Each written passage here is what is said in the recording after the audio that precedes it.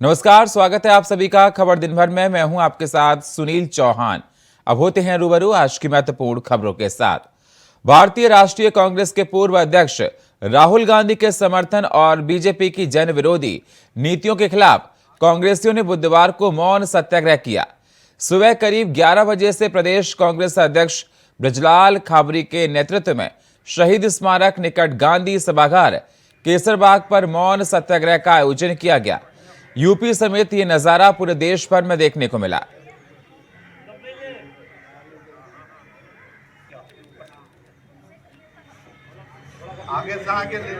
तो आपको बता दें, कांग्रेस का मौन सत्याग्रह देश के आज कई इलाकों में देखने को मिला। राहुल गांधी मानहानि केस को लेकर ये विरोध जता रहे हैं, मौन सत्याग्रह कर रहे हैं। कांग्रेस का जगह जगह आज देश के कई इलाकों में मौन सत्याग्रह किया गया।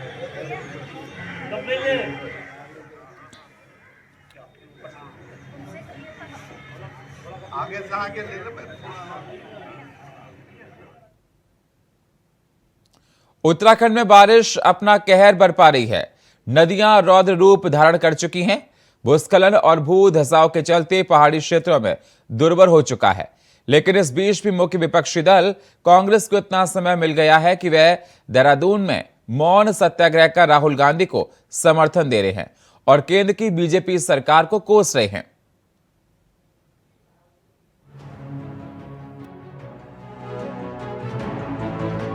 उत्तराखंड में मानसून की बारिश उत्तराखंड वासियों के लिए मुसीबत का सबब बन गई है। लेकिन विपक्षी दल इस वक्त भी अपने नेता के बचाव में सरकार को कोसने का काम कर रहे हैं। हम बात कर रहे हैं कांग्रेस के मौन सत्याग्रह की, जिसमें कांग्रेस पार्टी के हाईकमान के निर्देश पर देश के सभी राज्यों में कांग्रेस के सभी कार्यकर्ता मौन उपवास कर अपना विरोध जताते दिखे और राहुल गांधी के खिलाफ की गई कार्रवाई पर हल्ला बोलते दिखाई दिए। लेकिन कांग्रेस के मौन उपवास पर भाजपा आक्रामक दिखाई दी और आपदा की घड़ी में भी विपक्ष पर राजनीति करने का आरोप चस्पा कर दिया। सभी लोगों को आपदा के समय में आगे आना चाहिए, क्योंकि ये राजनीति का समय नहीं है, ये सब लोगों की मदद का समय है। जहां बीजेपी आक्रामक थी, तो वहीं नेता प्रतिपक्ष यशपाल आर्य की माने तो केंद्र सरकार जानबूझकर कांग्रेस के नेताओं को डराने और उन पर कार्रवाई करने का काम कर रही है। राहुल गांधी के खिलाफ भी भाजपा की सरकार यही काम कर रही है। इसलिए विपक्ष को मजबूरन ऐसे हालात में भी सत्याग्रह का रास्ता अपनाना पड़ा। भाजपा और केंद्र सरकार ने जिस तरह से संवैधानिक संस्थाओं को पूरा एकाधिकार कर लिया है और जिस तरह से हमारे नेता आदरणीय राहुल गांधी जी तो जो देश की आवाज़ बने हैं, दलितों की, शोषितों की, कमज़ोर तबके की, सर्व समाज की, जो विभिन्न मुद्दों को लेकर उन्होंने पूरे देश भर में एक आवाज़ उठाई है, उनके खिलाफ लगातार केंद्र सरकार सारी हदें पार करते हुए कार्रवाई कर रही है। हमें न्यायपालिका पर पूरा भरोसा है और हमें विश्वास है कि जिस तरह से माननीय उच्चतम न्यायालय में ये मामला जाएगा तो वहाँ पर हमें निश्चित रूप से न्याय मिलेगा। उत्तराखंड में आपदा का दौर चल रहा है, जिसमें पहाड़ क्या और मैदान क्या, दोनों ही जगहों पर जनजीवन पटरी से उतरा हुआ नजर आ रहा है। आम जनता के लिए मुश्किलें कम होने का नाम नहीं ले रही और राज्य सरकार जिला प्रशासन के साथ मिलकर जनता की मुसीबतों को कम करने का दावा कर रही है। लेकिन मुश्किल की घड़ी में भी सियासी दल लगता है कि अपने मतभेद और मनभेद भुलाना नहीं चाहते, जिसके चलते सिर्फ राजनीति हो रही है। देहरादून से अभय कैंतुरा, इंडिया वॉइस।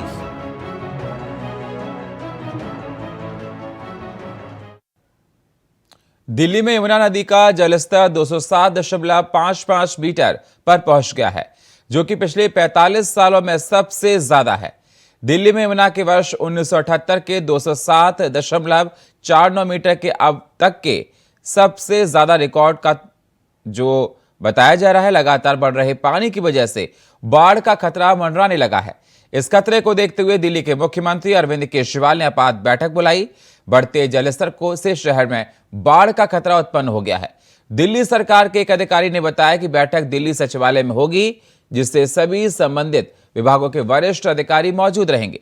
राष्ट्रीय राजधानी में यमुना नदी का जलस्तर बढ़ने के कारण निचले इलाकों में रहने वाले हजारों लोगों को सुरक्षित स्थानों पर पहुंचाया गया है।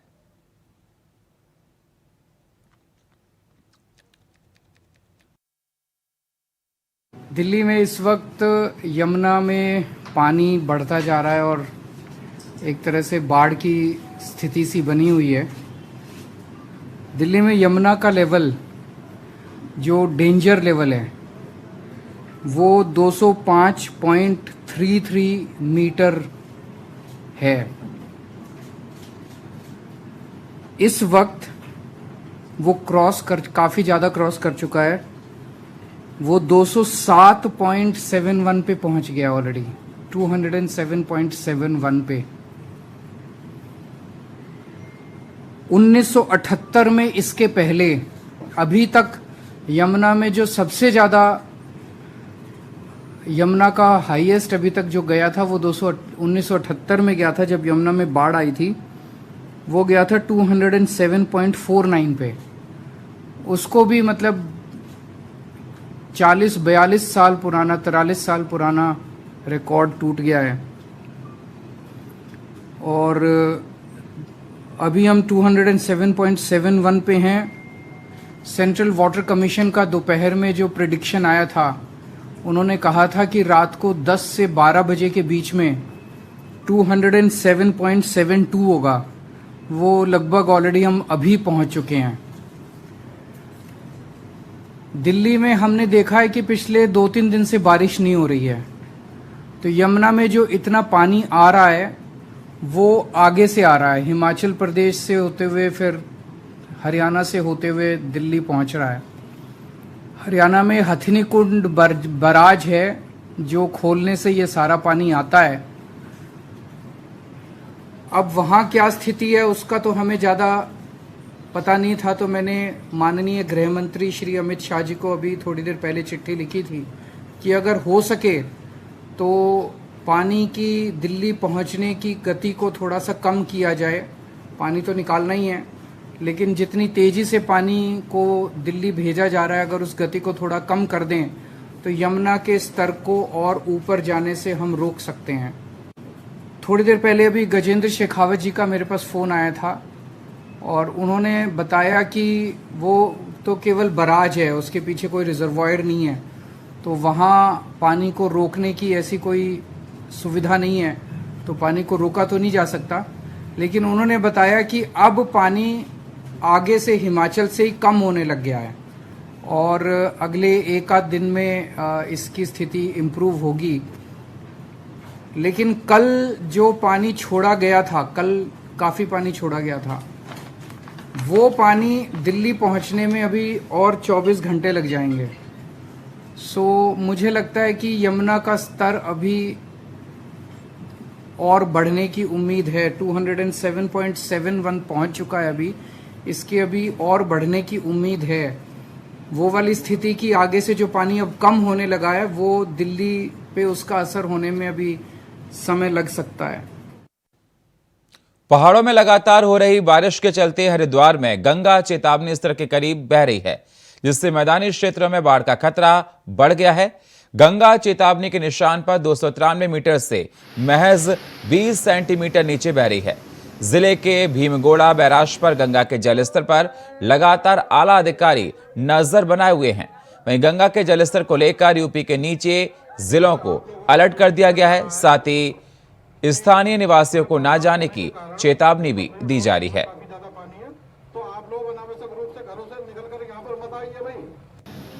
अलर्ट मार्क है वो 293 है, तो अभी 292.85 पे आ रही है, लगभग चेतावनी के मार्क के आसपास पहुँच गए।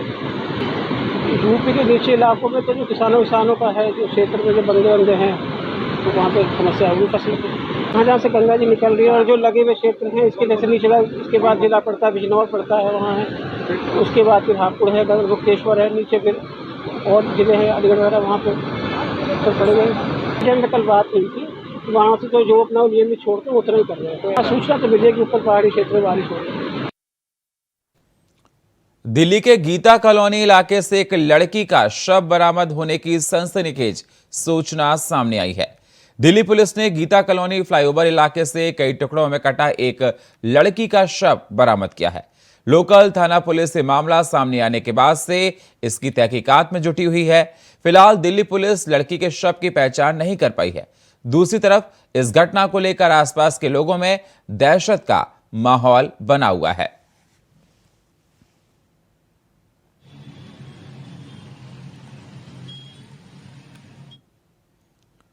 तो क्या वाकई में सुभाषपा अध्यक्ष ओम प्रकाश की सियासी खिचड़ी पक चुकी है? सूत्रों की माने तो बीजेपी के साथ सुभाषपा के गठबंधन की बात लगभग तय हो चुकी है। 18 जुलाई को दिल्ली में बीजेपी की एनडीए के घटक दलों की बैठक में सुभाषपा के साथ गठबंधन की तस्वीर साफ हो जाएगी। देखिए रिपोर्ट। कभी हां तो कभी ना, ये रिश्ता क्या कहलाता है? जिए दास्ताना है सुभाषपा के अध्यक्ष ओपी राजभर की। वैसे तो देश में अगले साल लोकसभा चुनाव होने हैं। चुनाव से पहले यूपी में कई सियासी समीकरण बनते बिगड़ते दिखाई दे रहे हैं। मुश्किल एक साल पहले हुए विधानसभा चुनाव में जहां समाजवादी पार्टी के मुखिया अखिलेश यादव ने आरएलडी और ओम प्रकाश राजभर के सहयोग से बीजेपी के खिलाफ मजबूत किला तैयार किया था, लेकिन जैसे जैसे लोकसभा चुनाव नजदीक आ रहे हैं वैसे वैसे ये दोनों सहयोगी बीजेपी की तरफ रुख करने की खबरें जोरों पर हैं। मगर फिलहाल राजभर फिर दावा कर रहे कि ऐसी कोई बात नहीं कि बीजेपी के साथ बात पक्की हो गई, मगर उनके तेवर ये बता रहे हैं ये धुआं बिना आग के नहीं है। कि हम नहीं चाहते कि आप लोगों का साथ छोड़ करके हम बाहर जाएं। हम अभी यूपी में ही रहना चाहते हैं और इस नाते दिल्ली अभी दूर है। क्या दिल्ली वालों को लखनऊ बुलाना चाहते हैं क्या? नहीं, देखिए हम किसी को यहाँ बुलाना नहीं चाहते हैं। मैं बार बार कह रहा हूँ कि अभी हमारी पार्टी खुद मुझसे किसी दल के राष्ट्रीय अध्यक्ष से कोई बात नहीं है।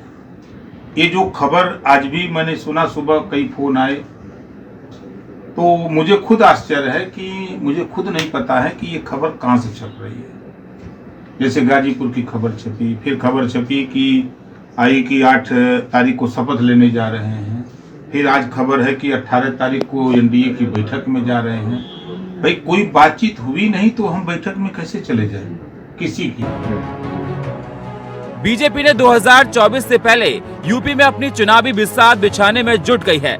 एक तरफ जहां अखिलेश यादव पटना से लेकर मुंबई तक गैर बीजेपी गठबंधन का ताना बाना बुनने में लगे हैं, तो दूसरी ओर यूपी में उनके सहयोगी उनको छोड़कर बीजेपी की तरफ भाग रहे हैं।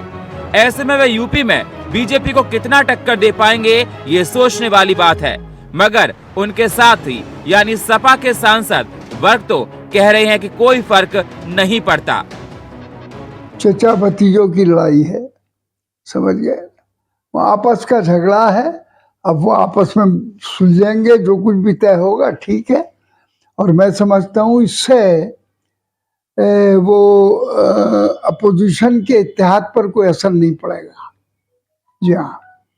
और दूसरे ये कि समाजवादी का जहाँ ताल्लुक है, समाजवादी और राजभर जो कह रहे हैं कि समाजवादी अपनी जगह है, उसका टूट फूटने का कोई ताल्लुक नहीं है। और समाजवादी अपनी जगह मजबूत है और अपने विचारों के एतबार से और अपने बहरहाल काम के एतबार से वो दूसरे किसी पार्टी की मोहताज नहीं है। तो समाजवादी का जो फैसला होगा वो अपनी बुनियाद पर होगा। जहां तक बात आरएलडी और ओम प्रकाश राजभर के साथ हुए गठबंधन की है, तो इन दोनों सहयोगियों के साथ मिलकर अखिलेश ने विधानसभा चुनाव में पश्चिम से पूरब तक बीजेपी को नुकसान पहुंचाया था। इनमें सुहेलदेव भारतीय समाज पार्टी के मुखिया राजभर पहले ही अखिलेश से अपना नाता तोड़ चुके हैं, तो जयंत चौधरी का रुख पिछले कुछ दिनों से काफी चौंकाने वाला दिख रहा है, जो सपा के लिए अच्छे संकेत नहीं है। पश्चिम में जयंत चौधरी यदि बीजेपी के साथ आते हैं तो ये बीजेपी के लिए बड़ी सफलता होगी। वहीं दूसरी ओर पूरब की राजनीति पर नजर डालें तो ओम प्रकाश राजभर पूरी तरह से बीजेपी के करीब आ चुके हैं। बाकायदा ब्रजेश पाठक से उनकी मुलाकात भी इस ओर इशारा कर रही। वैसे भी सियासत में जैसा दिखता है वैसा होता नहीं और जो होता है वो दिखता नहीं। यानी क्या यह मान लें कि बीजेपी के साथ राजभर की ना भी सियासी हाँ छिपी है। Bureau report, India voice, Lucknow. वक्त एक छोटे से ब्रेक का है, मिलते हैं एक छोटे से ब्रेक के बाद। स्वागत है आप सभी का खबर दिन भर में। अब रुक करते हैं अगली खबरों का। मुख्यमंत्री योगी आदित्यनाथ बुधवार को मिशन निरामया को लेकर आयोजित कार्यक्रम में शामिल हुए। इस मौके पर जिला मऊ और शामली में निजी मेडिकल कॉलेजों की स्थापना के लिए MOU पर हस्ताक्षर किए गए। इस दौरान उन्होंने क्या कुछ कहा, आइए आपको सुनाते हैं।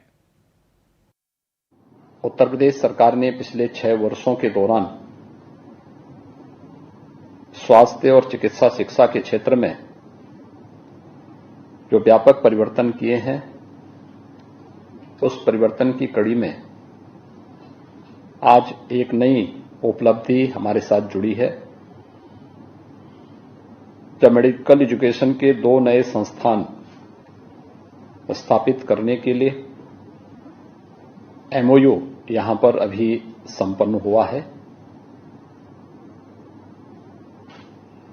महत्वपूर्ण बात यह है कि ये 2 अलग अलग क्षेत्रों में, एक पूर्वी उत्तर प्रदेश के मऊ में और दूसरा पश्चिमी उत्तर प्रदेश के शामली में PPP मोड पर नए मेडिकल कॉलेज स्थापित करने के लिए यह MOU सभी संपन्न हुआ है।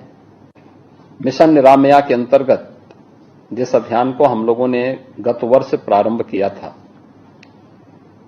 आज वो देश की एक ब्रांड बनी हुई है। मेडिकल के क्षेत्र में, स्वास्थ्य सुविधाओं के क्षेत्र में मैं बार बार इस बात को कहता हूं कि नर्सिंग और पैरामेडिकल का क्षेत्र उसका बैकबोन का काम करता है।